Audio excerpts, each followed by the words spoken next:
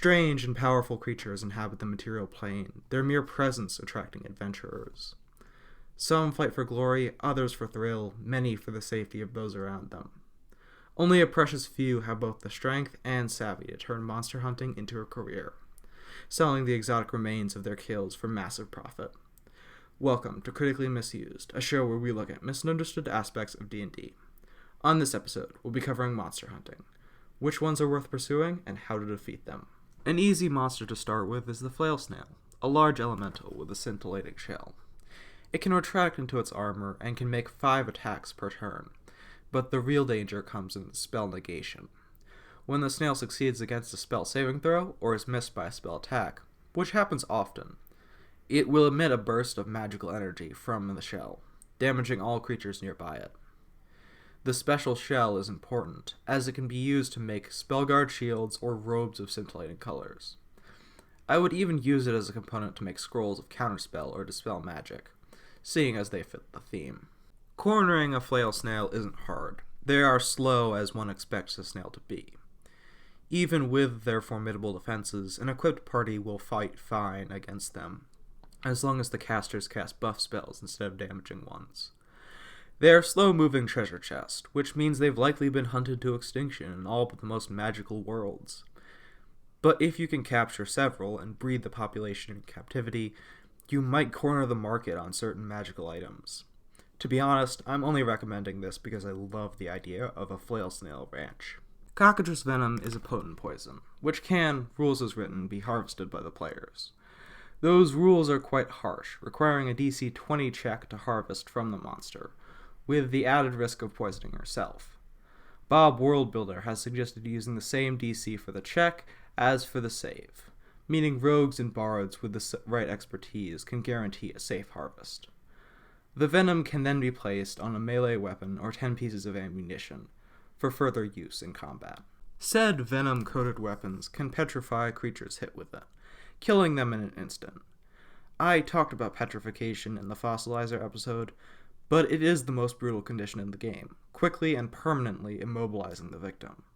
Unless your opponent has greater restoration, they're gone forever. End of story. The only downside is that you have to fight a cockatrice to get it. Thankfully, the cockatrice isn't as hard to fight as the basilisk, who can petrify anyone looking in its direction. In order to fall victim to the cockatrice, you must have been bitten by it specifically.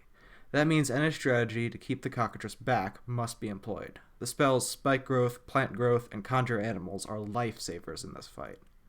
Poetically, it is the guardians of nature who are best suited to kill the unnatural.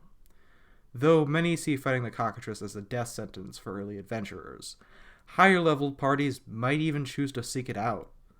Most monsters don't have access to greater restoration like the players, so petrification is a horrible, horrible fate. The purple worm is an absolute treasure trove of rare items. These giant, mucus-covered monstrosities tear tunnels in stone as though it were cheese. In their native Underdark, their constant burrowing creates new corridors between once separated points of interest.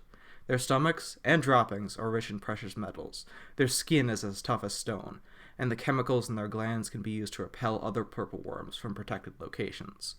Even still, the most valuable organ of the purple worm is its tail. On a hit, their stingers inflict the most potent poison in the game.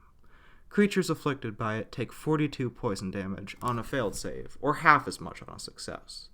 Despite poison resistances and immunities being very common in the monster manual, the amount of damage you can get from this creature is undeniably attractive. Its juices can be harvested, just like a cockatrice, and can be slathered on weapons all the same. Imagine a fighter with a poison blade dealing more damage than a fireball on each hit. Does that not sound promising? Hunting a purple worm requires know-how. They can't be lured with the smell of fresh meat, as they live in solid rock.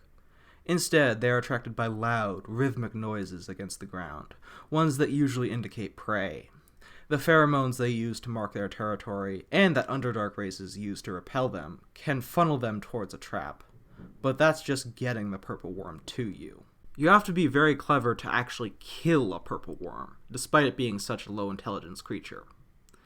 It can flee back through the earth at any sense of danger, burrowing through the dirt faster than most can walk. My advice is to hold it in place, then focus as much damage onto it as you can in a single round. Hold Monster works particularly well, especially if you have a paladin in the party. Just beware it has a decent wisdom save, and spells that affect the ground, such as plant growth, aren't very good against it. Thank you for making it to the end of this video. If you've made it this far, consider dropping a like and subscribing, and perhaps suggest a monster you'd like to see me cover in the comments below. Apologies for the breaking content. I was honestly terrified about the OGL and couldn't focus on getting work done. Safe travels, until we meet again.